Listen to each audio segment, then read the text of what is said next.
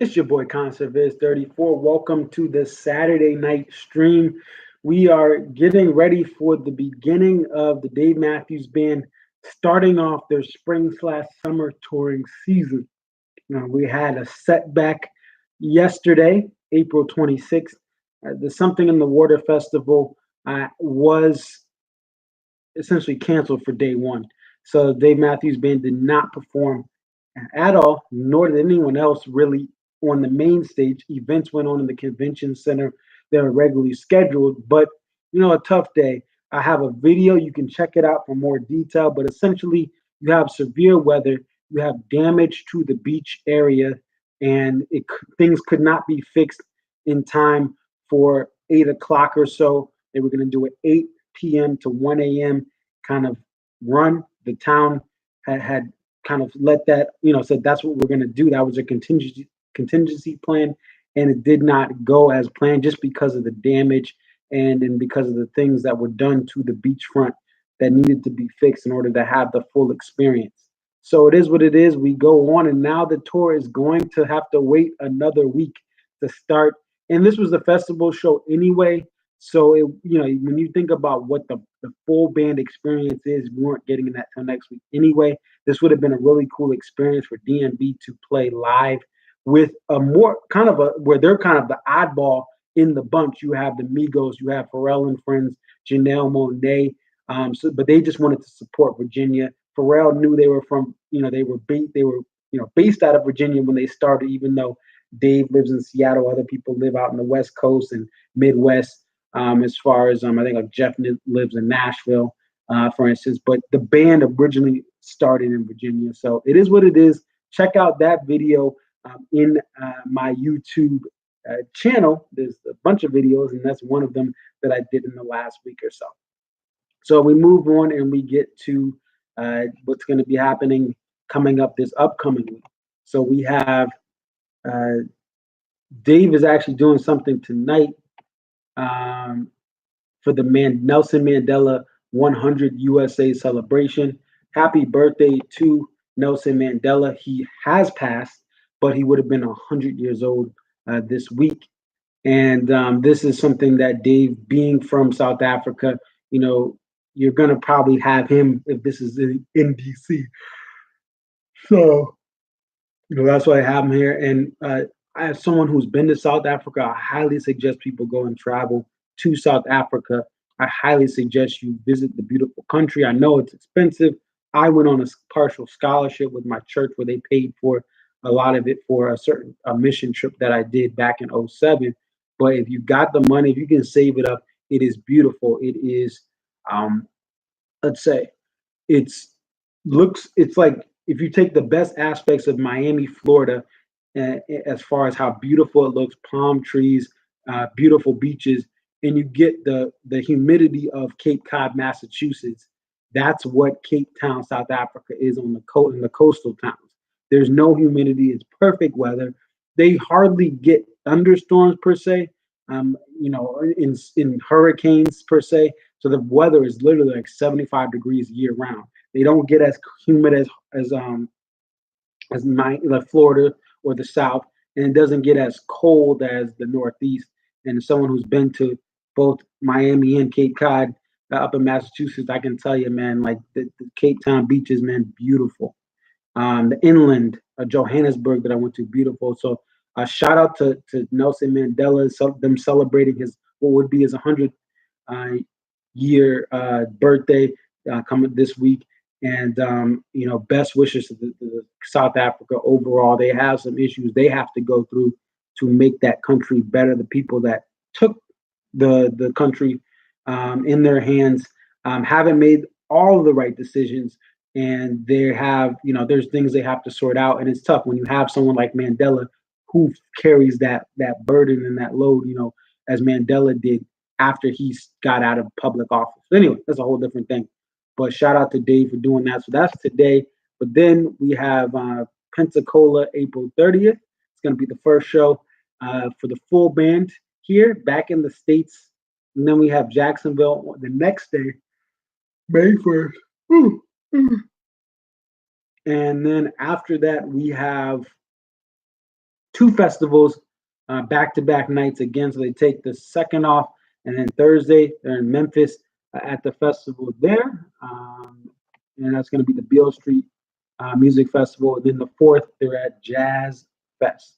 So great times out there for the band. You got two regular shows and then two festivals. I do want to warn people again, if you're going, yeah, Ryan, we're going to get to that. Prices are dirt cheap for these shows.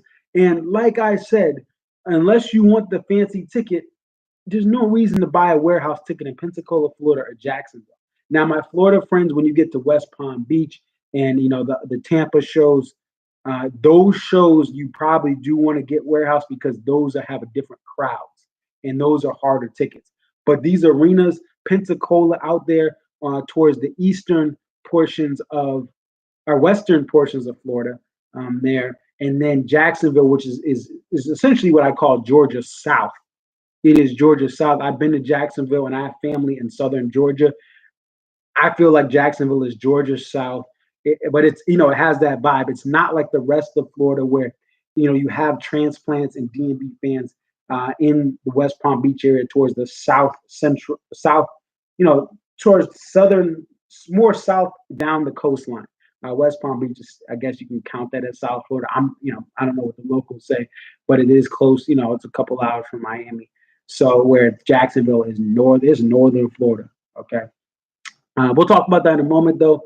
But I just want to warn people that, again, you go to a festival, you're going to have people that don't like D&B. They may say stuff that, oh, my gosh, how could you hate D&B? They may talk about D&B behind their back or in front of you. They may disregard certain things the band does. That's what you're going to get in the festival. You may not get the full 2 hours of D&B, even if they headline. Now, again, some festivals are going to get more time, longer times than others, but it's something where you have to wait to see what's going to happen, but don't expect the full band experience of their shows they do for their regular tour. If you want to go see the band in its environment, go to the regular tour. Don't go to the festival. If you're more open to a lineup of other artists and you're open to a vibe of a festival that they're going to, then go to it. That's why you want to go. You want to go for everything. If something in the water, if you're a fan now that bought a ticket to see them, I hope you like the rest of the lineup. Pusha T, Migos. Now that's a festival. Even though I didn't want to, I don't want to go to it. I just went to Virginia Beach a couple weekends ago. It's 8 hours away. Not for me to drive that far. But if it was closer to me, I like Pusha T. I like some of Pharrell's stuff. I like Busta Rhymes. I like Janelle Monáe, even though I don't know a lot of her stuff. I mean, she has cool vibes, great live performer. I like the Migos when I'm trying to listen to some just fun stuff. I know people may not, it's trap and but like I like the Migos. Culture 2 is dope. Culture 3 is trash, but Culture 2 is dope.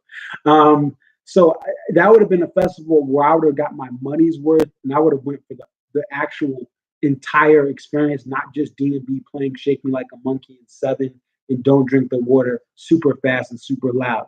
That's not why I would have gone. I would have gone to experience some of that, but gone to experience the Migos and Pusha T and some of the other acts that are there. So just that's a warning. And people still will go to the festival show because that's all they have in their area. But just your expectations are everything with this band. And Pensacola and Jacksonville, don't get go into those shows with low, I don't want to say low expectations, just open expectations. Don't expect anything. It's the first couple shows that they're going to have. They may have the standard sets. They may run through some stuff, add in a song or two we haven't seen in a while, but maybe that's it. So until they get to the northeast, until they get to that part of the tour, you're not going to see these potentials for, like, as far as like playing different catalog things that are like, whoa, that's crazy. It'd be interesting to see what sort of guests we get. I don't foresee any guests for Pensacola or Jacksonville. Maybe we get someone for Jazz Fest, but even if that, guys, I'm telling you, it's probably going to be for Jimmy thing. They're not going to do Spoon at Jazz Fest, even though it's Jazz Fest, and the best part of the band is Jazz Fest. They're not gonna. They probably won't play Raven, even though it's Jazz Fest, guys. Hey, DMB Jazz Fest, play Raven. Let Buddy get the lead in there. They probably will still play "Don't Drink the Water" like Arena Rock loud, guys. It's Jazz Fest, DMB. If you can listen to me, Dave Carter, it's Jazz Fest. Let Buddy, Tim, a guy who's doing Tim's sound, turn him down in the monitor. That I hope they do, but they're probably going to play Arena Rock, even though they're playing Jazz Fest. And then they're going to the home of where BB King made himself, which is Memphis. Guys, play more. Let Buddy take the lead. Dave, if you hear this, please put Tim on an acoustic guitar. Now, I'm just saying this jokingly with what I would prefer from the band, but look, if they actually played jazzy and if they actually played funky and had some soul instead of all this arena rock stuff with Tim playing loud and playing over satellite like dun dun dun dun dun dun dun, like that would be amazing. But they're probably gonna do the same cookie cutter stuff. That's who they are. That's their habits. At this point, they're not going to change. But hopefully, they prove me wrong. Prove me wrong, band. If you're listening, Dave, we want to hear your guitar over Tim. We want to hear. Tell the sound guy to turn you up and turn Tim down. Put him on acoustic.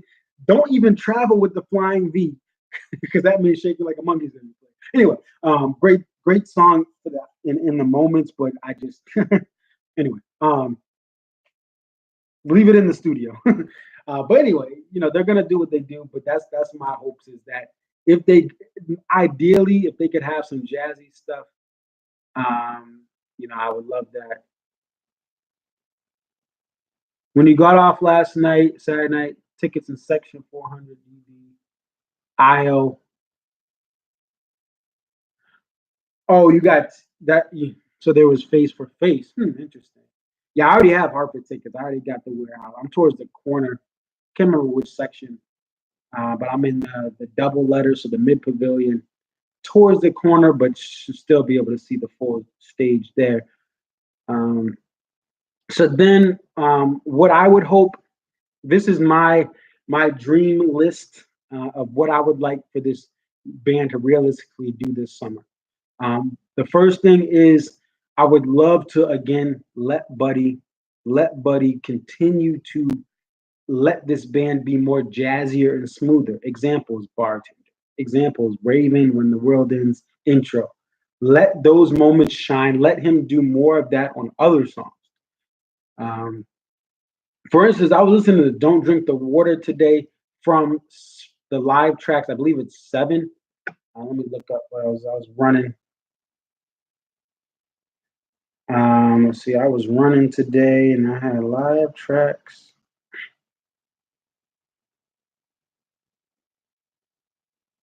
Yeah, I think it's 7 from whatever the Saratoga, the first SPAC one, because there's 2 of them, and I actually have 2 of them that I've been listening to a lot recently. Let me see if I can find.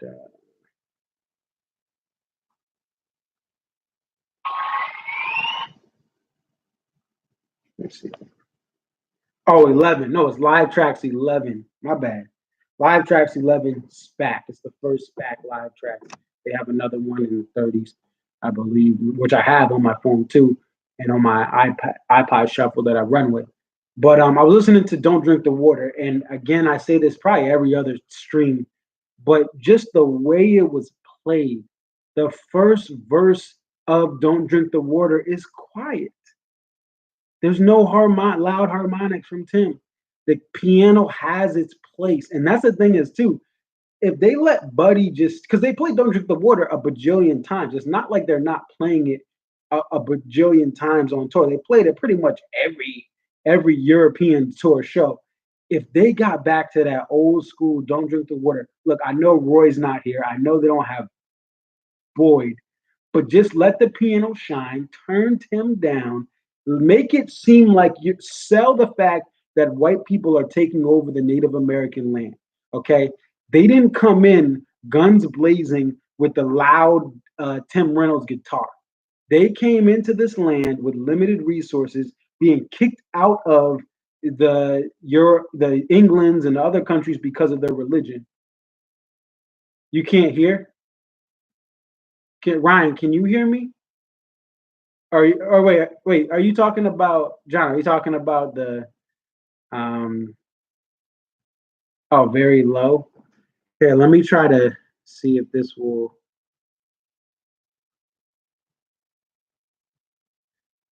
um, see. Can you guys hear me better now? Can you hear me? My audio. Hmm, John, I don't know. Okay, I'll try to project more. But what I was going back to is if they can just I would love for it to be sold when you're selling the fact that people are taking land. They don't come in like all guns blazing because they were the reason the Puritans had to leave is because of the way they wanted to worship God, and even though they stole a lot of religious stuff from Ethiopian Christian churches, which is a whole different story because Martin Luther, the OG Martin Luther, he was influenced by churches in Ethiopia, what is now Ethiopia. Anyway, that's a whole different religion thing. I was talking about it this other day. Well, anyway, and then they said it's our religion, but probably too political there. But check that out. Look at Ethiopian churches, early Ethiopian churches. Um, that said, you have to sell it. What I like about Don't Drink the Water in the studio recording and some of the older versions of it is it starts off with the acoustic guitar being soft. It builds up to the ending, and the ending then becomes that crescendo. So it when it's loud at the beginning, that doesn't describe the story. And I've always said that "Don't Drink the Water" is better as a campfire song, meaning you don't have a loud electric guitar at a campfire. You have an acoustic guitar, pitch black, fire's going, and you're playing. Someone's playing that with that. You hear that acoustic strumming, that you can hear the vibrations of the strings as the focal point, and that's how "Don't Drink the Water" should be at the beginning. I don't like how when Tim is so loud in it, and that's why I even love the Dave and Tim versions of "Don't Drink the Water," and it should be slower too. They've sped it up too much. It's too fast. The slower versions with the piano leading the tempo, there, strolling along with the keys. That's the way that I would love for it to be there. So it is what it is. They're probably going to still play it fast. They're probably going to play it a lot because of their political stances. And to me, this is just me. I don't care what they say on stage politically, but when you're playing "Don't Drink the Water" every night and it's played loud and hard, that's more of a turn off to me than anything. They can say whatever they. I mean, well, not whatever they want, but given the fact that the band is very diverse in where they come from, I'm pretty sure Dave couldn't say anything that would really make me mad. Um, you know, Even if I disagree with what he's saying. To me, I don't care what they say politically. It's over before you know it. It's a 30-second clip or snippet that he says, and he says the same thing. We know his views. He telegraphs his views. So you either, you can ignore it, you can love it, you can hate it and ignore it. So I don't care what he says politically. You know what you're gonna get with DMB. It's like being mad at Roger Waters for ranting at his show. You think that a dude who was part of a song called "The Machine" is gonna just have like far right wing political views? Like, no.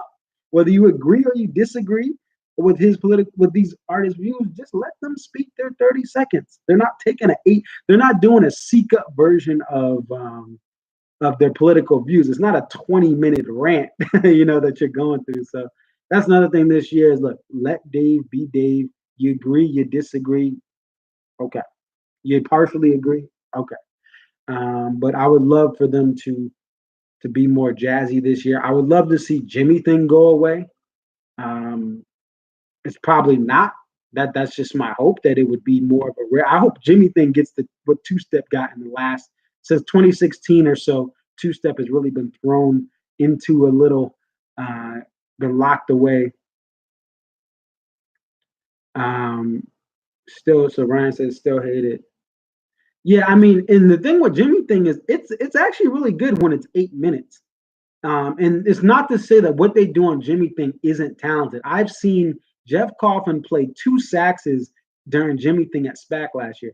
Impressive, but it does not have to be that long. I would love it to just be 4 minutes. I know the song is even 4 minutes. Just do it really quick. Speed up that and slow down Gray Street and Don't Drink the Water. This is just my hopes. Again, my aspirations and dreams. Probably not going to happen. He's probably going to play Jimmy thing. We're probably going to have a grade A, top-notch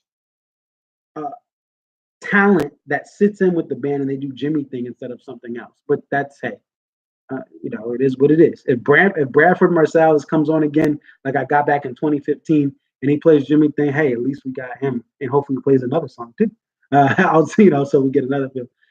So I'd love for them to do that. I would love for them to take away Jimmy thing, and a couple of them. Don't Drink the Water. If it's not played, I wouldn't miss it. But really, I mean, I'm just open to what the band's gonna do.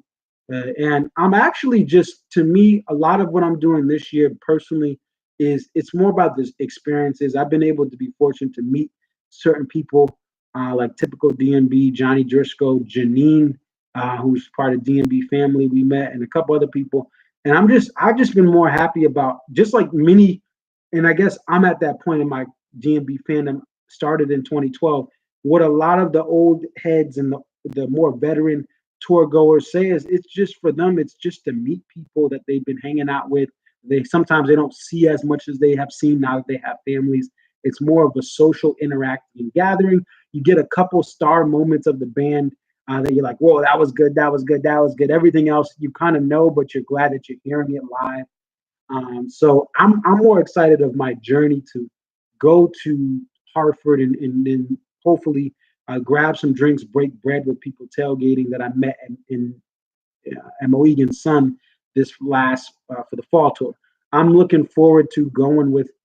Still making plans. Probably going to go with my friend and his wife, and maybe if I can find someone else. Any single ladies between 22 and 35. If you want to, hey, let me know. Come with me. Pull up. We can, have a little fun date night. We can say goodbye. Nah, let me stop.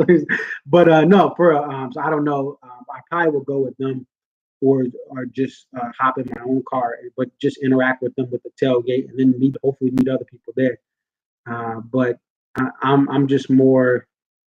It's more about meeting the people and then going to the Gorge. I know I'm going to get the best of the best of what the band can do right now. I'm going to get from the Gorge. So whatever it is, I'm going to get the best. I may not get certain stuff that Alpine and SPAC gets, like they get the Let You Downs, or SPAC gets like a 40 partial. Maybe I'm not going to get certain like rare stuff they only play for one night at SPAC or one night at Alpine or Deer Creek. But I'm probably going to get the majority of the special stuff that they're going to play throughout the year.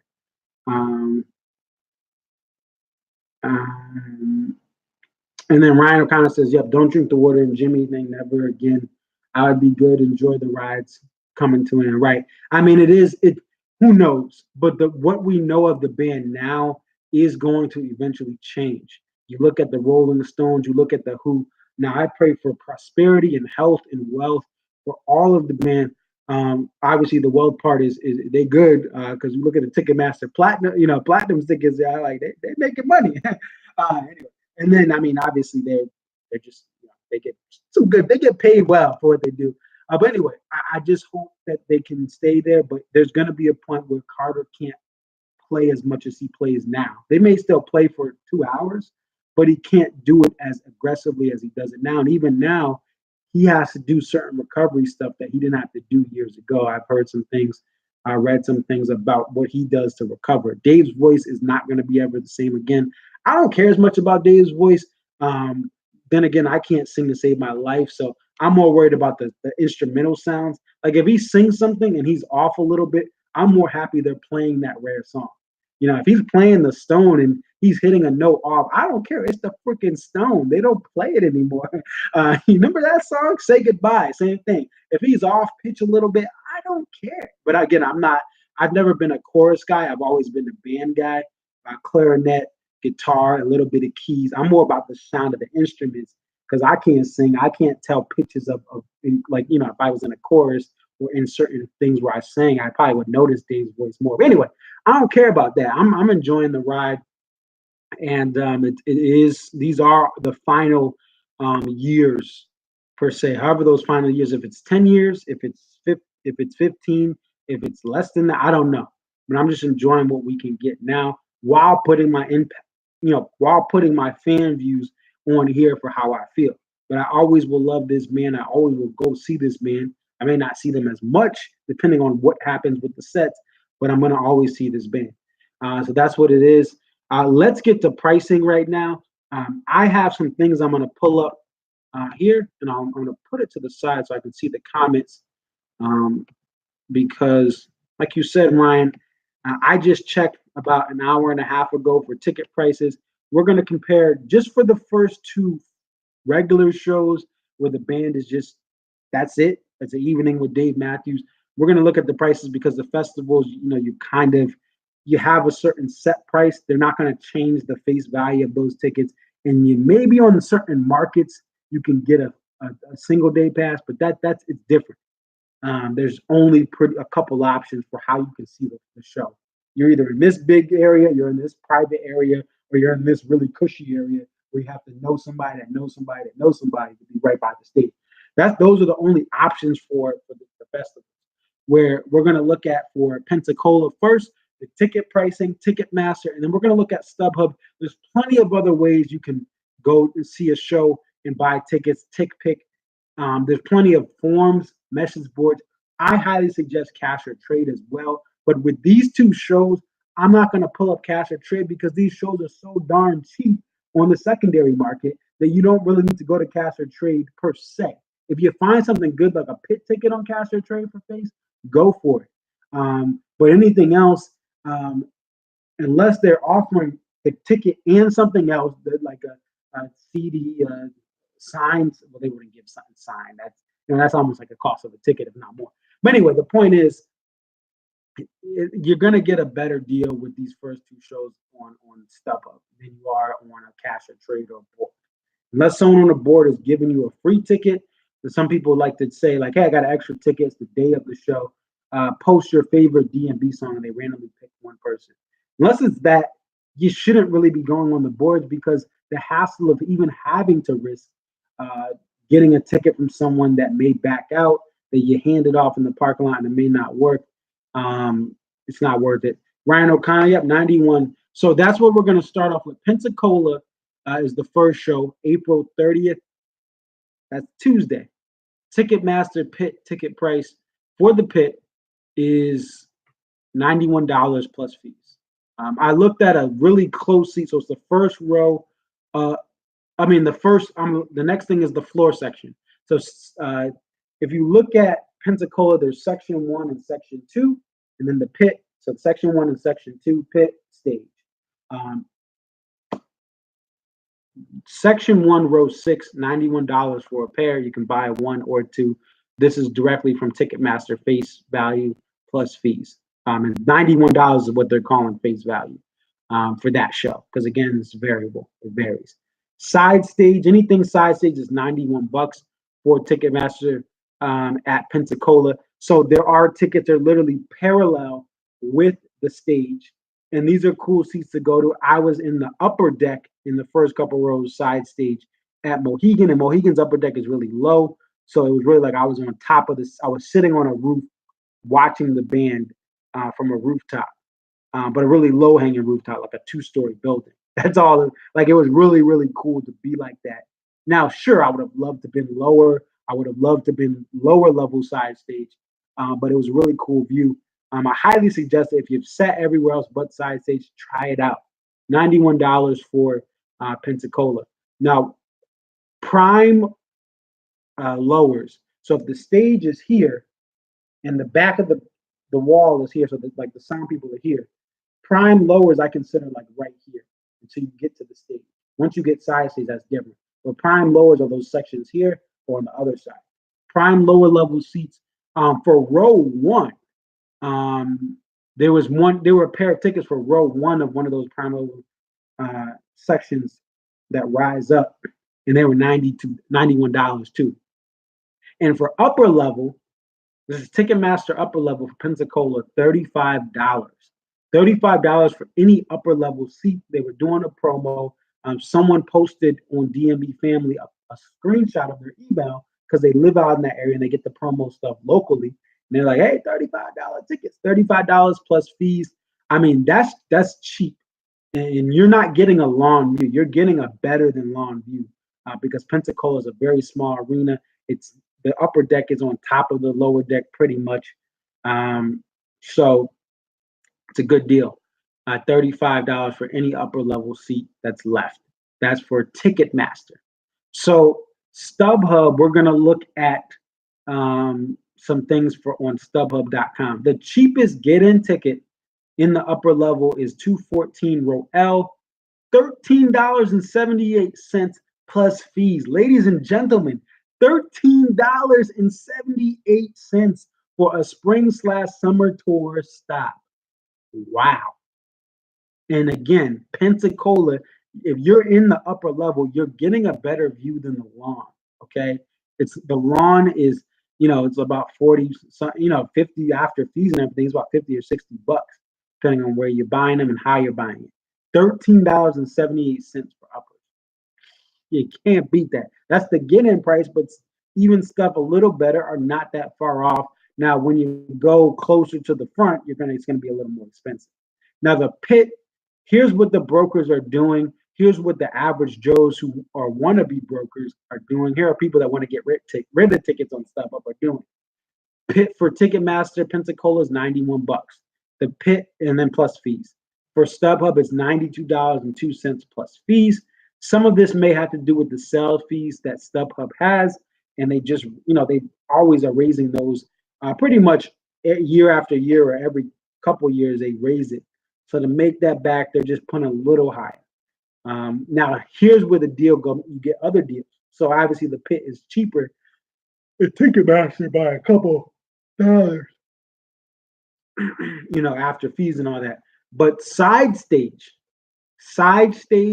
is $86 plus fees and compared to $91 plus fees for Ticketmaster. So side stage starts at 86 bucks. Lower level seats in those prime seating sections start off at $90 up to $100 plus. And I wanted to do something that was cool. The lower back. So the lower level, this is the stage, this is the lower backs, this is the stage. But obviously there's a little space.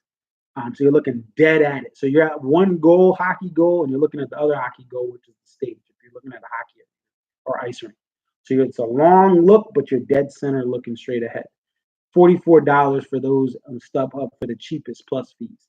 That is a steal. Again, a lot of stuff for lower levels for that are left are $91 plus fees for Ticketmaster. That's a huge price discrepancy for the lower back level there. So StubHub is the way to go. Pick, go on SeatGeek, but most times if you're going on the secondary, StubHub is typically the best. But again, their fees are getting wild, but so are the fees for other brokers. But I mean, check everything. Don't just check StubHub. Check TickPick and check a couple other stuff. Right, and it looks like Talking Tunes is going to be on there. He just said he just joined. Just got a alert from him on Instagram. But StubHub is the winner for Pensacola. These are the best deals of the summer. It is the time of the season.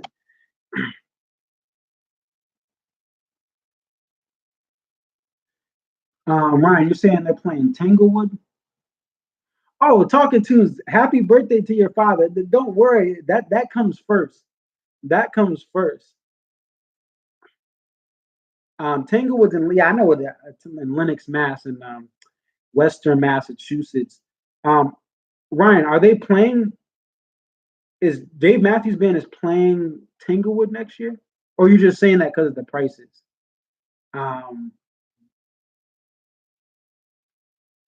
I think Ryan is saying they'll be playing Tanglewood next summer. If that, I don't think they would be.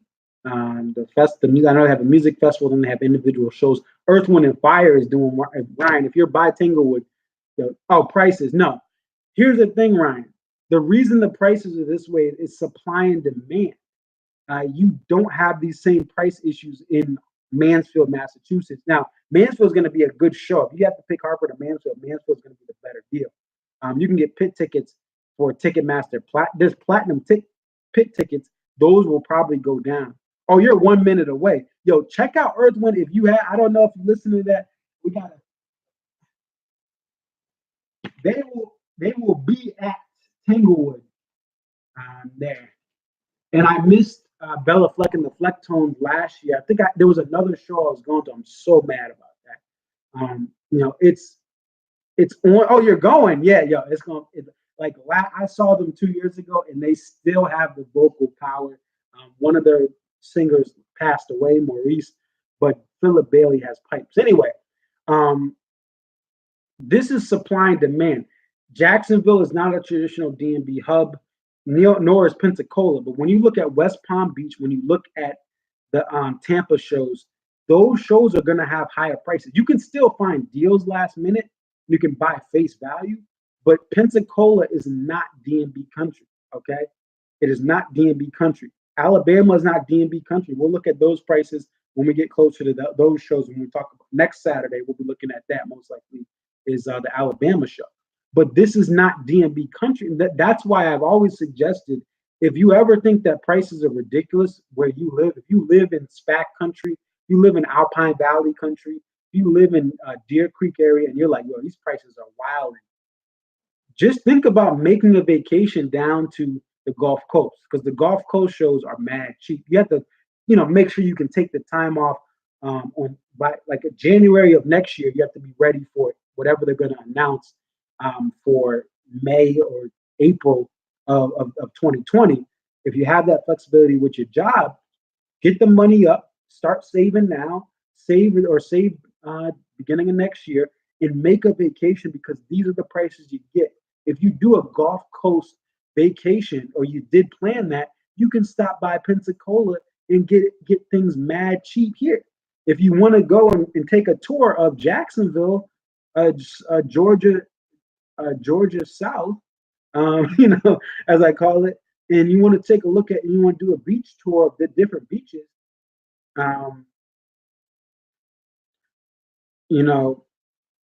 go for it. Dirt track races. Oh, Patrick, what up, man? So yeah, like I said, the prices for Pensacola are based on the supply and demand. Again, if it was another band or if it was another area, it's going to be more expensive. And again, SPAC isn't any cheaper. Hartford, you can't find tickets. Mansfield, you can find certain tickets here and there in the uppers, but the lower levels, there's not anything reasonable. As far as right now, it'll get better closer to show, but it is what it is. And with the price hikes, Ryan, the other thing too is the prices have hiked so high that people are just deterred away, especially in these smaller markets. And they're Ticketmaster is lowering their bars. The same tickets that are $115 in Hartford, Connecticut are $91 in Pensacola. And the same ticket prices that are $85 or in Northeast show, they're $35 in Pensacola. So it's supply and demand, the flexing of changing the prices, dynamic ticket prices, variable ticket prices that the primary can do. That's what they're doing. We want to look at Jacksonville. We can talk about that too.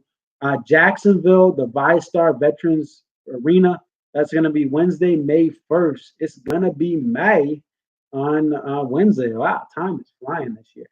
Ticketmaster Pit, they don't have any face value seats or Ticketmaster with the blue dot. There's only resale. And what brokers are putting them up for is $157 plus fees.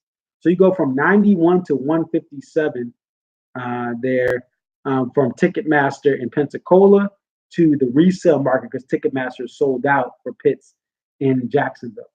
But that's closer to the coastal areas where you have more demand for D&B. You have more transplants. I know tons of people here in Connecticut that have moved along that area. I know people from high school that went to Jacksonville State, or no, University of Jacksonville, I think it was. Not Jacksonville State. But they went to college there. And then I know people who have went to West Palm Beach. I know this kid that just relocated down to the Miami area. So it's like it people that I know from Connecticut and from the Northeast move to the coast, the East Coast, in Tampa, St. Pete, but that's it. They don't move to Pensacola to relocate. There's not businesses and jobs there that are appealing for a young professional to move down to, unless you're going to play for, unless you're going to be in the Florida State Athletic Department or assistant coach there, and you're going to make good money. That's it. Ryan, yeah. And the thing is, Ryan, I'm in Connecticut, yeah. So one of the worst prices price wise, but the shows you get are special. That's the thing that you can't discredit. Look, the reality is the band does some certain sets based on the area. They know when they come to Mansfield, when they come to Hartford, they have to put on an extra show. Victor Wooten was at Mansfield in 2013. Stanley Jordan pops in for Dreaming Tree in 2013 when I go. Oh, that was the same year, yeah. So they have got Branford Marsalis does Hartford in 2015, my first pit experience. So there's pros and cons to it, but yes, the Northeast is the worst market for tickets of any kind. Sports, concerts, theaters. Everything is more expensive in general for a team to be ran, for ticket brokers to make a living, for anyone. Prices are just higher in the Northeast, Mid Atlantic area, upstate New York. It's just more expensive. New York City is one of the most expensive ticket marketplaces in the world. So is LA, but LA doesn't get shows. Like, well, they do. They do in San Diego. But anyway, y'all don't get DMV because DMV country. This is DMV country. um,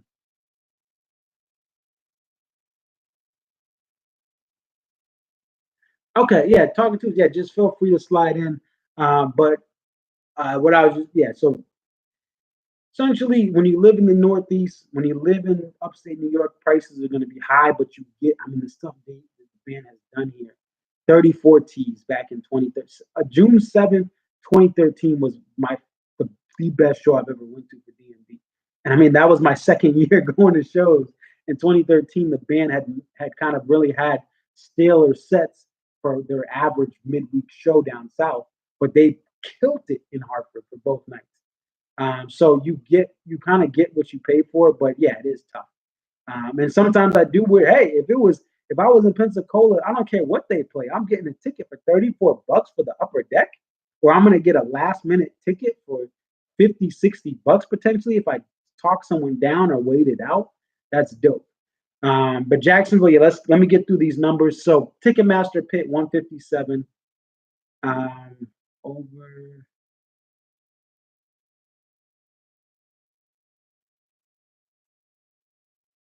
Okay, so Talking Tunes went to go see a band called. He picked up tickets to see Over, the first ever U.S. shows. And the show showed out, couldn't end up making it. Okay, so you couldn't make the trip, yeah. And that's the thing, New York City. I mean, it's tough.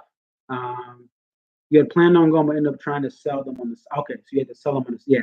In New York City, I mean, there's so many things that come. Same with LA with other bands, but New York City, I mean, things just sell out. Oh, you couldn't get them sold. Oh, that's tough.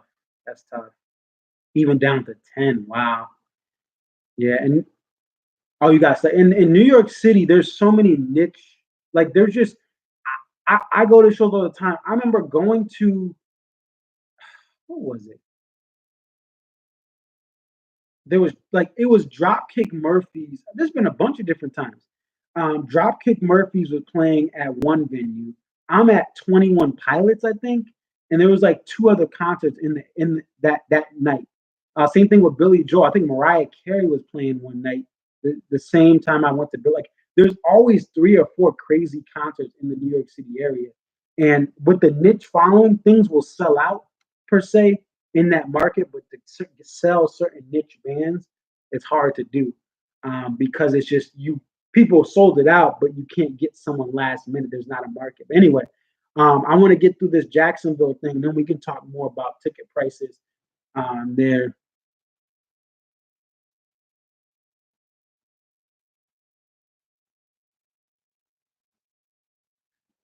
Right. So Talking to says getting them from the right people.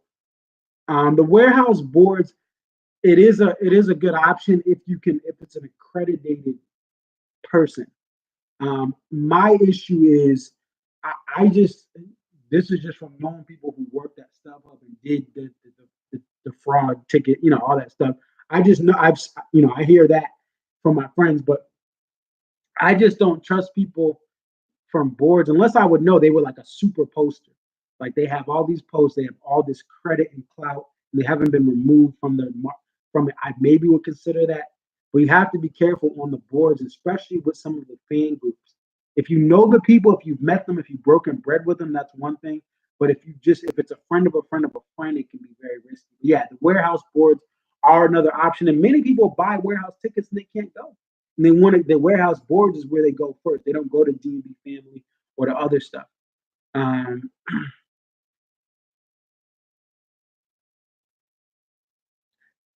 right. DMB has a wider community than just StubHub. Yeah. Um, right. So that's the thing is that's what's good is you have a lot of different options. And then let me just get through Jacksonville here. So 157 for Pitt. Now section F2 row 11. No, I appreciated talking to you. It was great to add to what we're talking about. That's a great real world example of another band in New York there, and just comparing that to what the market is for DMB or even a Grateful Dead compared to other bands and acts that don't have that larger community. They have fans, but not the community that you can have such a good experience with. Um, but yeah, so pits are 157. Now section F2 again, F1, F F1, F2, F3. It's like three in a row behind the pit. F2, row 11, 11 rows behind the uh, pit, $154 resale. So there's only resale options for the pit and for the floor seating, section F2. And some of the lowers, same thing. There's not a lot of blue dots in the lower level for Jacksonville. That fan base has filled up to really make that. It's going to be a fuller crowd that's guaranteed than Pensacola. Side stage 92.34, a weird price, but that dynamic pricing. Instead of 91 with side stage for Pensacola is 92.34 from the primary there for side stage. Prime lower levels, I'm talking like those sections that are perfect distance from the stage where you're close but you're not far, you're not directly side stage. Prime lowers, an example, 104 row S, $92.34. So they must have some algorithm for why it's priced at the 92.34 and the $91 for Pensacola. Just something they do. 104 row S, that's not bad. And there's only two of those, and that's the only option you have. Now, here's where we get a little bit more breathing room. The second row of the upper level for some of those seats in the second row of Jacksonville, a little larger upper level than Pensacola, $72 plus fees. With the nosebleed uppers, I'm talking the back of the upper levels, $36.84. So that's the range, 72 for something close, $36.84 for something in the back. $36.84 is the cheapest you're going to get anything on Ticketmaster for Jacksonville. So the interesting thing is with Ticketmaster, you have like the uppers for both Pensacola and Jacksonville are the same, but where the pits are 91 versus 157 and resale only. Side stages around the same, lowers are around the same. So you go and see the pit is a very valued thing in it, for Jacksonville where everything else is more affordable. In Pensacola, the pit is close to what Jacksonville, the pit is the furthest from Jacksonville price wise, but everything else is around the same. So there's a value in the pit. Obviously, it's the most popular in the closest area for people who travel to a bunch of shows, who last minute travel to go see. Now let's compare this to the StubHub prices. The cheapest get-in ticket for Jacksonville, section 313 row F, at the back, the top of the back, looking head on to the stage from the back, $36.10. This is again not too far off from the nosebleed uppers that we have on Ticketmaster. I know some of those are on the side where you're closer to the stage, but $36.10, not a bad price for uppers for a higher demand show, with Jacksonville's higher demand than Pensacola. for this region. Jacksonville is going to be one of the more popular shows at this point. When we get to the spring, when we get to the summer, West Palm Beach is going to be those shows that people look to. The Pit, $146 on StubHub, so it's cheaper on StubHub to get a Pit ticket for Jacksonville than it is for Ticketmaster. Where vice versa, Pensacola, it's $1 or so plus change more expensive on StubHub than it is for Ticketmaster.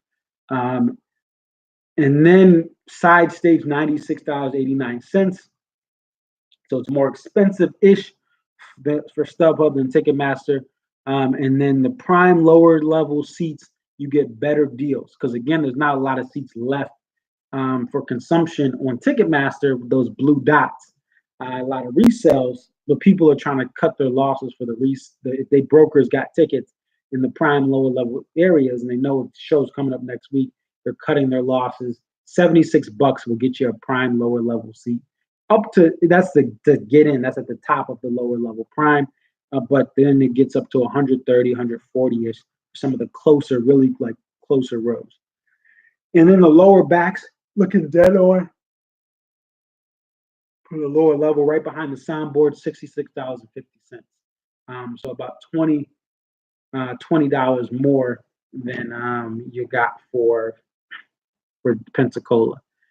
So those are the prices there. Now talking tunes, one thing I've tried to preach about, the overall ticket demand is fans should demand more. If you're going on the warehouse boards, if you're going on cash or trade even, for these shows this upcoming week, fans need to demand more than just face value. If you're selling tickets on a community, a trusted community, and you're a trusted seller, you should not be selling me Pensacola tickets for face value unless it's a pit ticket.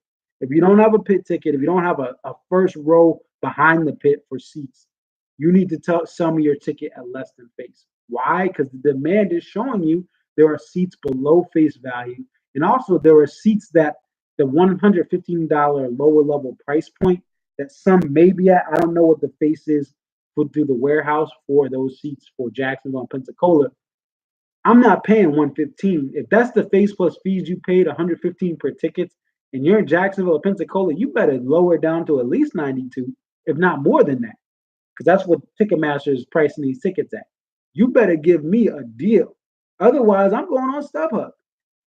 Buyers, I say this and I cannot say this enough. Buyers need to demand more from what they purchase. Don't just say, okay, well, this person's a good person. They're selling it to me for face value. And I'm sorry, sellers, some of you guys who are going through struggles, have family plans, life happened.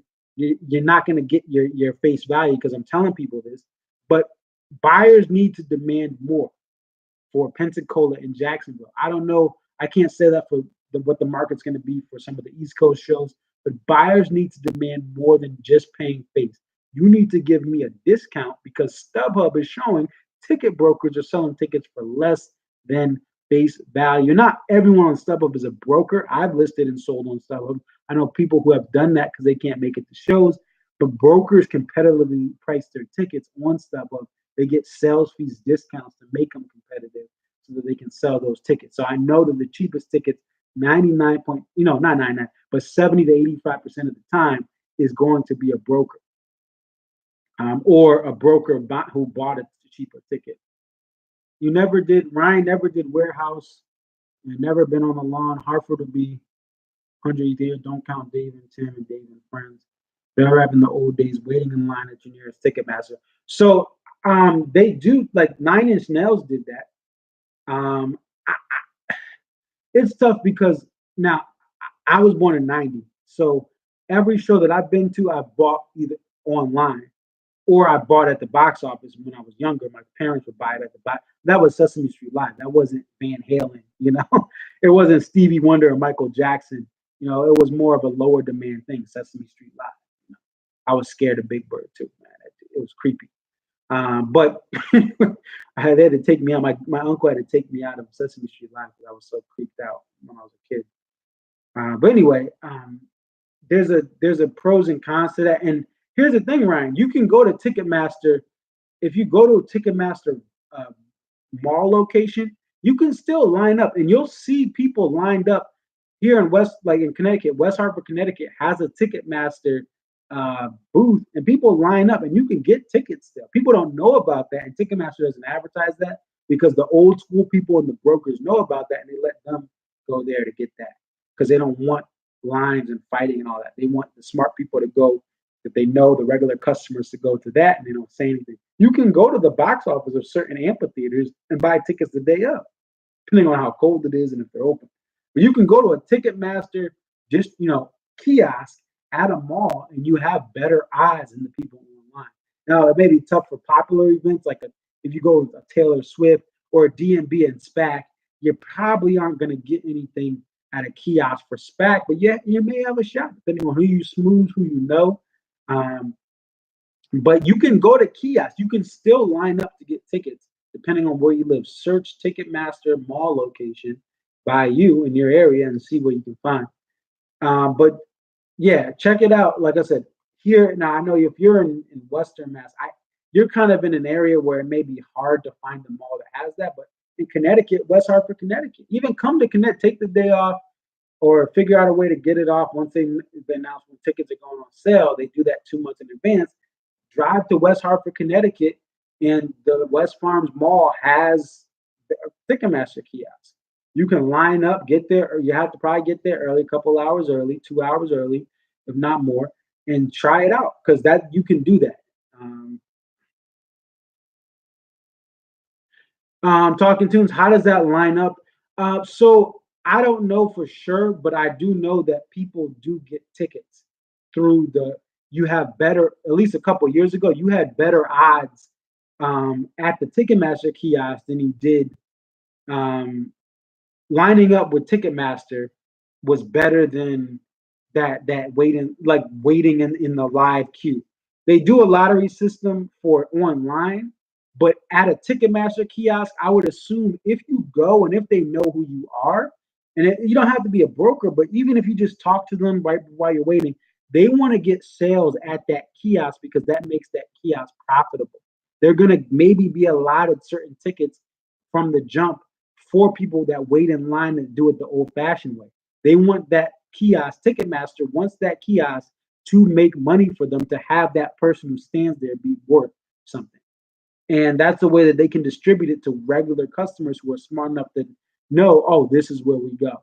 So I would say lining up would be better. Plus, if you're lined up at a mall, sure you don't have your Wi-Fi, but 3G now and 4G is pretty good. It's pretty good. You can get Wi-Fi at the mall. You could be on your phone and be at the kiosk. In the kiosk, like I said, they hold tickets because if 15 people are in line and the show sells out in 15 minutes, they're going to reserve certain stuff for people who wait in line. Just like people who wait in line for the iPhone or the game. They don't even make Game Boys anymore, but the Nintendo Wii, the Wii. My friend has one, but I played it. The new Nintendo or the Xbox One or whatever you have. When people waited in line for that, they're going to reward people who camp out. They're not going to just sell everything online there. So it's a Nintendo Switch is what it's called.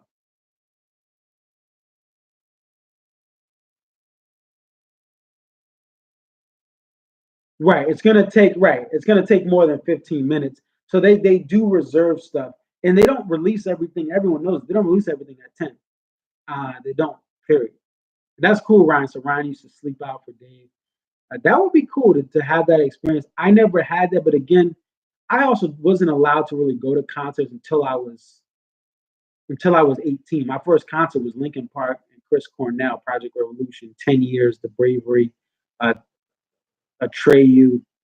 That was my first show in 2008 when I was 17. That was the summer I was going into college. I have an October birthday, so I was 17. And I didn't camp out. I think I bought them online by then. But I didn't get to go to shows. I was born in 1990. So when I was 15, 16, I didn't get to go to shows till I was 17. And like, all right, you graduated high school, son, you can go to whatever you want. Be smart, be safe. My parents did not want me going out to Hartford when I was 13, 14. Right, that would be a good experience talking to is to be in the app and then be at one of the outlets to see what you get, and even trying it for different shows because every show is different. But I think it would be, and I think that the kiosks are the thing because people don't you don't even hear people online with D&B saying they're going to a kiosk. Only people I hear doing that are Grateful Dead fans who did that for the Fare Thee Well. There were people going to kiosks because they were telling people, hey, go to your local kiosk. We're going to give you a good deal for the Fare Thee Well. Um, like, or we're going to have tickets available because there's an older fan base. But you don't hear people saying, oh, I was at the kiosk and I didn't get tickets. You have people saying, I'm on my smartphone, on my laptop, on my work computer. I have 5 computers running. That's what you hear. Someone was in a computer lab, I think, for DMV, and they had like 5 of them going. I think it made like BuzzFeed or something. But they had or no, it wasn't DMB. I think it was BTS or another very viral, popular band. They had like 5 computers going in the computer lab. And I think they ended up getting one. So, but check that out. But this is a buyer. The thing is now, the band, Leroy has passed. Boyd is gone, and Boyd's not as big of a factor in the sale. I really don't think he is. There's people that don't want to see him, and they're reducing their show count. But you're only 41, not that old even. You got it at midnight. So you used to camp out there. Okay, that's cool. Yeah. So I almost did that for a video game, but I just ended up waiting next morning. But yeah, that was in Ryan. So what we did was in Hamilton came to the show, the Broadway show, went off Broadway, and they did have people camping out. They sold tickets for the Bushnell here in Hartford. Half of it was online, half of the tickets were in person. So it was a pretty cool experiment too. But Nine Inch Nails did it for their tour a couple years ago. Other bands have done that. You line up and you get tickets. But I think that the thing is, it should be split because nowadays, yeah, people were busy back then, but now there's so much that you have going on for the average American. You got your kids and all this stuff. You have to work. Like, it's the average. Now, yeah, certain stuff is for kids, but DMB, their fan base is in their 30s and 40s for the most part.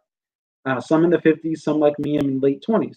It's 30 and 40-year-olds. You got to work. So it's not fair to those who are, have to work and, to have everything lined up, I think. Where I think Rush, I remember people telling me, my ex-girlfriend's mother saying she lined up for Rush in Hartford, Connecticut, or like, that stuff. Like, that was a more teenage thing. There weren't 60-year-olds listening to Rush back in the 80s. Same thing with the Grateful Dead. Now, towards the end, yes, there were more adults, but in the 70s and the 80s and 90s before Jerry passed, still teenage crowd, still college crowd that can get out. But with DMB and certain of these nostalgia acts that have older fan bases, they're at work. So I think it should be, yeah, you're still at work, but you can take time off of your job and get on your phone. To go drive down to Xfinity Theater, you may live 3 hours away or 2 hours away because your job has you in Boston or New York or closer to those areas of Connecticut. So I think it should be. I think it should be split. It should be. You should reward people for lining up, but you should still have options for the internet. Still have warehouse lottery. Now, and the thing is, for markets like we're here in the Northeast, the warehouse is to me a value because in the Northeast, the on sale is a joke. Your tickets are gone really quick. And it's everywhere. It's not just the Northeast; it's the Midwest too, but it's very hard to get stuff last minute for Hartford. Tickets were Saturday morning, CDs were Monday nights. Gotcha. Yeah, because music used to come out on Tuesday. Yeah. Yep, and that's yeah. So, but yeah, I just in the Northeast, when you have the warehouse, it's a shot. I didn't get. I've had the warehouse since 2015 and kept getting denied for SPAC. I get accepted for SPAC balcony, Dave and Tim 17 night 1, and then last year night 2 of SPAC balcony, like 3 rows from the boxes. If you know Saratoga Performing Arts Center, those were amazing seats. And my videos are up from this. Did I put a video? I think I put a JTR partial. That's where I was sitting. I mean, it's amazing view. I got the lottery. Sometimes you win, sometimes you lose, but it's an insurance plan to pay that $35 a year. And if the SPAC tickets I got, I could have resold for $300. Kid you not. Dead center balcony. There's a literally the only thing between me and the front railing of the balcony is a walkway and some boxes which go a couple people deep. I was really close, could see everything. So I won that lottery. The $35 a year. Let's say I paid $35 a year for 4 years.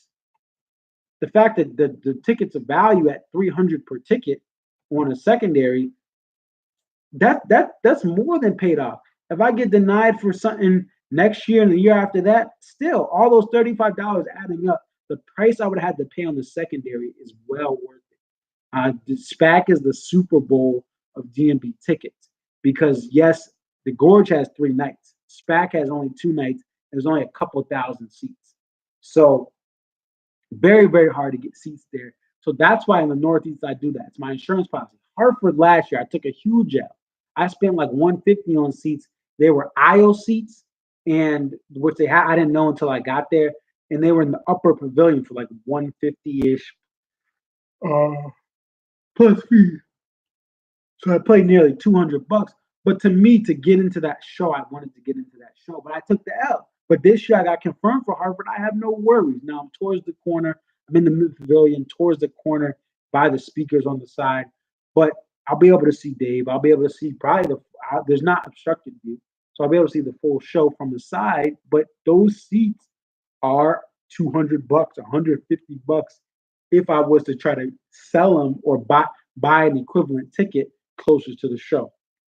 Because there's only one Hartford night, and last year ticket prices were crazy. Unless you wanted to buy from someone at the parking lots that had a warehouse ticket, and I'm still leery of people buying from people without an insurance plan. Cash or Trade has rankings, and they know who these people are. So if they cause trouble, they can go after them. They have their credit card information, they have their checking and banking information, and they've been there for more. These people that are selling, most of them have been there for more than 6 months to a year. So, like that's to me, that's the other thing too. Is I'll say is you have to be careful, guys. Every year on DMB Family, on different message boards, someone gets screwed over, and it's just like someone, make sure that you know who you're buying from, and just because you're buying a warehouse ticket does not mean that it's valid, because warehouse tickets can be um,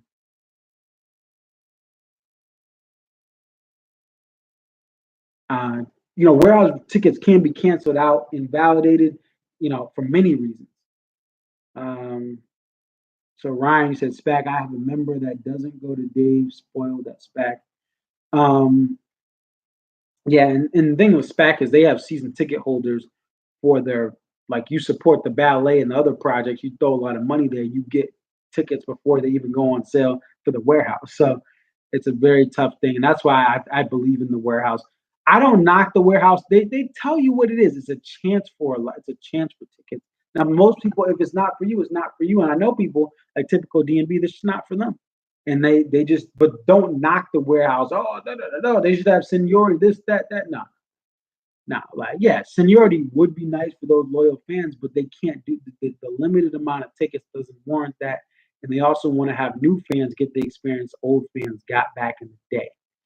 Because if you got pit tickets, and I've said this a bunch of times, if you got pit tickets to a night, or not even pit tickets, they didn't have them back then, but if you got really lower level seats really close to the stage for 98, 2000, 2004, and you're mad that a young kid who's 24, 25 got pit tickets for SPAC this year, you're petty. You got to see the band in their prime with Roy if you got tickets back in the day. I'm a 20-year warehouse. Yeah, you got a lot of killer tickets for low prices. That 24-year-old, me, that 29-year-old, we've had to pay thousands more per ticket if you add up our thousands more overall in our lifetime of DMB fandom, because we hit the band when they started playing the new stuff that isn't as good.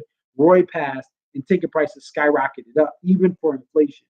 And, Hartford, if you were at those shows 99, 2000, 2001, 02, 03, you saw the band in their prime, and you're mad that a 24-year-old got pit for a band that's, past prime. That's like you got seats to see Michael Jordan at center court for the Chicago Bulls during the heyday, and you're mad that someone got to see Michael Jordan at center court for the Washington Wizards towards the end of his career. Like, it makes no sense, the pettiness. I understand, yes, you want to be rewarded for your seniority, but some of the stuff people don't like about the warehouse. Like, look, you had your moment. Let other people, let the band talk to young people, because they're the only ones, they're the ones that are going to continue on and be young, anxious to hear this music. If they're into that music, especially nowadays where we have EDM and all this other stuff, and they're into DMB and they're 22, 23, let them get a pit experience, so that's why I say people who are mad and haters like that, or petty, and rightfully so. You would follow the band, you spent thousands of hours, whatever, but you should have experiences. And this is the same way I think as a fan of someone like J. Cole. And I know it's funny because he's only been around for about 10 years or so.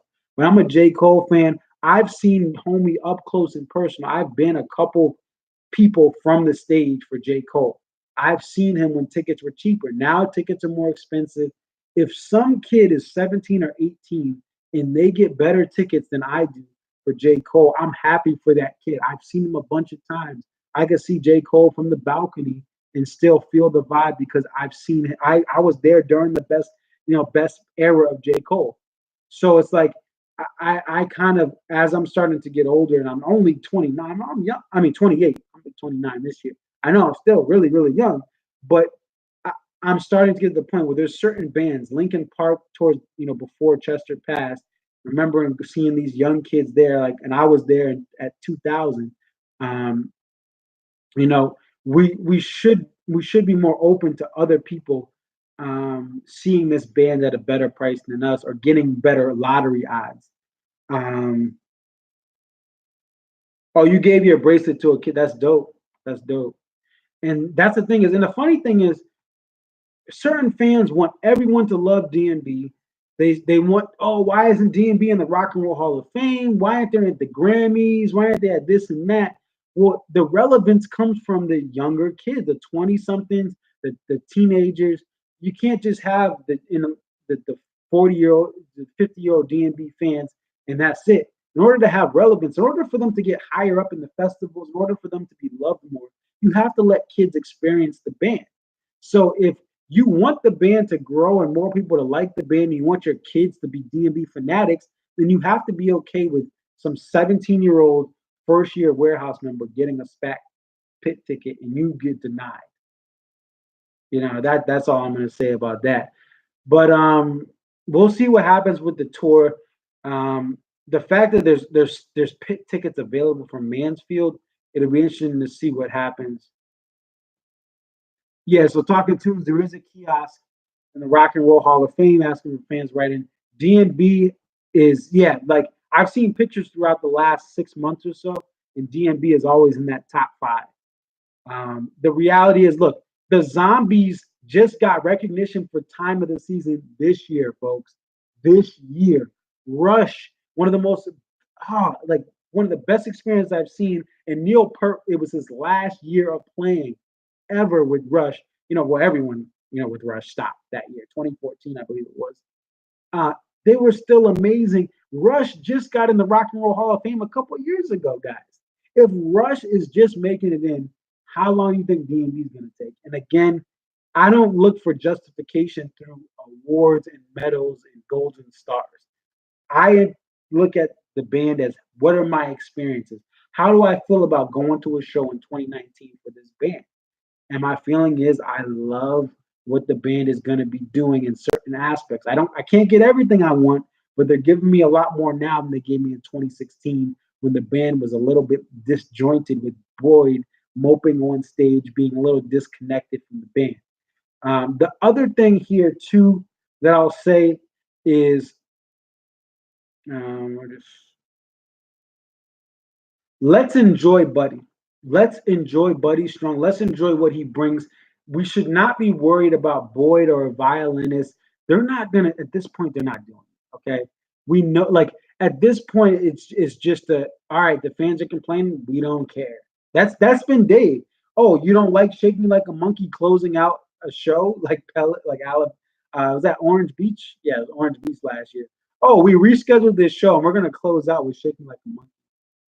Right. Talking to us. The rock and roll is a cool added bonus for bands and their fans. I need to go. If I get out to Cleveland, I'm gonna go check it out. But yeah, and the thing is, people are bad too. Why is there rap and rock and da da da da? And it's just trying to add that diversity so you get different walks of life walking through the entire thing. Plus, by the way, people are like, oh, they should keep it rock and roll. Well, by the way, guess what influenced rock and roll? The blues. Guess who all those kids? Guess who Mick Jagger was listening to? He was listening to the R&B and soul and the blues. That's what influenced the Rolling Stones. Their name comes from Papa is a Rolling Stone. That's where they got their name from. So it's like that's a whole different argument. But yeah, I'll let you know talking to them whenever out in Ohio. I have a family, my old babysitter family friend. Her kids are now grown, just like me. They're a little younger than me. She's in Bowling Green, and so is one of the kids, Kyle, I think is out there too. And I've been meaning, I have a lot of ideas for trips, but I'll let you know if I end up hitting up Ohio. But if I go up to Bowling Green, I would hit Cleveland because it's right, it's within that range. If you're driving that far or you're flying that far, you might as well do both. So Bowling Green, Ohio, family friend out there. So what was I saying? But yeah, it's just we have to appreciate what the band does. Again, I have my complaints about Gray Street being too fast and there's no third verse, which I don't care about third verse as much as the speed. Slower, piano based. Not and even Buddy on the organ is pretty dope, but I would love him on the piano on Gray Street. Even though there's a lot of noise and the organ gives him that space. But yeah, we need to enjoy this band for what they have. I said this on podcast. Check out Shut Up, I Love You. I'm going to post a link after I finish the stream. I was on that podcast this week. Amazing couple. Rachel and Dave is that couple. Haminovich is the last name, or H is their last initial. But they're amazing, and they've invited me on. They invited DNB Mamas and Typical DNB to come on their podcast. So I'll post that below. But I did talk a lot of DNB. Some of the stuff I talked today, I mentioned there. But we have to appreciate the things of the band. And if you find yourself just being miserable, cut back the shows you're going to. Just cut them back. Go to one. Go to one show a year. Go to two shows a year.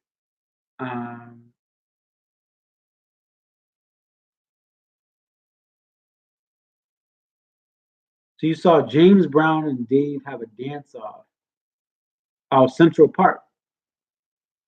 I want to give my tickets away. My kids won't go if they don't get it. Yeah. Yeah. So a lot of kids don't get there's other stuff they have. Oh, you went to the MSG. Oh, you were because I'm like I know that was MSG because I have that Blu-ray, which is not a Blu-ray. It's standard definition up converted up to Blu-ray. Yeah, MSG and Central Park. Wow, that's amazing though that you got to go to those. Those are just classic shows to go to, and especially Central Park VIP because I know it was a long sea of people out there for that show looking at the footages. As Cardi B says, the footages there, as the cool kids say. But that's all I got for this week. We'll definitely talk what we see from the band. We'll see what we get for the two shows that are real DNB. I'm a real DNB show in my Pinocchio voice, and then we have the two festival shows back to back. I hope the band is rested and ready. I hope the in between shows are able to recover. I hope that they don't keep adding more. Oh, we have the Mexico shows as well. Opener, it's probably gonna be That Girl Is You. I'm just saying, like, I don't think it's gonna be something wild, but then again, DMB has for the first show, they've done some crazy stuff, but it's not Hartford 2010 where it's starting in Hartford, it's starting in Pensacola. I'm pretty sure it's gonna be That Girl Is You or something generic like that. That's what I'll put in there. I'll just say that That Girl Is You is gonna be the first song of the summer. So, but yeah, there are Mexico shows. You can check out that. Um, and so One Sweet World. I don't do the set list game. I should. I really should, but I just get. I think I would get too caught. I think I did it once or twice for the ants marching folks. Great folks out there. I did it once or twice, but I overthink it too much, and I think it ruins my. For me, it's just I overthink it so much, and I don't want to go and be competitive with the set list. But maybe I'll try it. I did it like once or twice because it's just I think about it too much and I waste too much time doing it. Um, so yeah, you overthink it. And the thing with the band is that it's like they play the same stuff, but the spot the songs can be hard. Like Gray Street last year was hard to spot if you were playing the set list game. Where were they gonna play it? Second, fourth, fifth. They're playing it everywhere, which was cool. It made it more fun to have Gray Street early on in sets. But it's just like you the band has it telegraphs stuff, but you still can't get it right. Like you think you got it and you don't. But that's what I guess makes it fun too, is that you have these guesses and then you go, oh, you missed the deadline for one. That's awesome. So you're off for one. And like the European tour, you can pick "Don't Drink the Water" every night, but can you spot it? Can you spot "Here on Out"? And then also you got those right, but what are the other songs they're gonna play? There. But yeah, there are Mexico tickets. And the funny thing is, I almost made a post on Twitter about it. I was like, Dave and Tim in Mexico, $5,000 plus flight. Yeah, the Dave Matthews Band in Mexico, $2 or like $35, including flight, hotel, and tolls. If you drive over, but I didn't think it was. I wish I could frame that funny and make it better meme. But like, if you go to the Dave Matthews Band in Mexico, you're probably going to get some good deals. It's going to be cheaper to get hotels in Mexico. Be safe out there. A lot of stuff going on with violence, but it's still overall, if you're smart, if you don't drink too much, if you're people have to be careful. I've left the country. Now I was younger too. I also was in the drinking age for when I went to Guatemala and South Africa. When you're in another country, being just blackout drunk is dangerous, and that's what people go after. Violent muggings, assault, sexual assaults. These are no joke, but they happen even in America with people who drink. But when you're out of the country, you have to be even more careful, especially in Mexico, because they can spot idiots. They can spot blackout drunk people, and that's where the trouble comes. When you get too comfortable, you have too many drinks, and you're not in a resort like Dave and Tim, you are open game for anyone. So just be careful. But it's gonna be cheaper. Like it's gonna be a lot cheaper to go to these Mexico shows, and the local fans can go. That's what I'm happy for. Dave and Tim is outrageously priced. It's exclusive. It's for the upper 1% of DMB fans and people who rightfully so earn their money. I'm all for capitalism, but they're the spoiled rich fan base. But that doesn't mean they don't love the band and they make that money.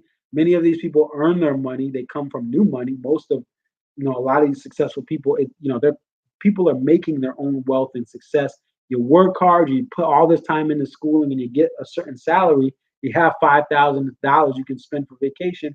Use it, but at the same time, Mexico is going to be affordable for those shows that are actually in Mexico. The locals will be able to go because I know like 99% of the locals couldn't afford to go to Dave and Tim in Mexico. That's just who are fans.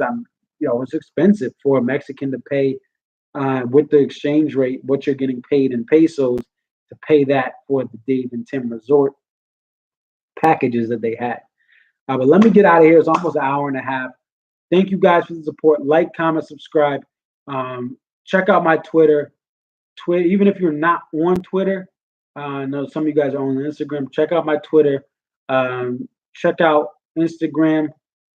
And Talking Tunes, thanks for commenting. Ryan, thanks for commenting. Patrick, I don't know if you're still here, but because only 2 people that are live. But thank you for being here. But it's your boy ConcertViz34. Have a good night, everyone. Peace.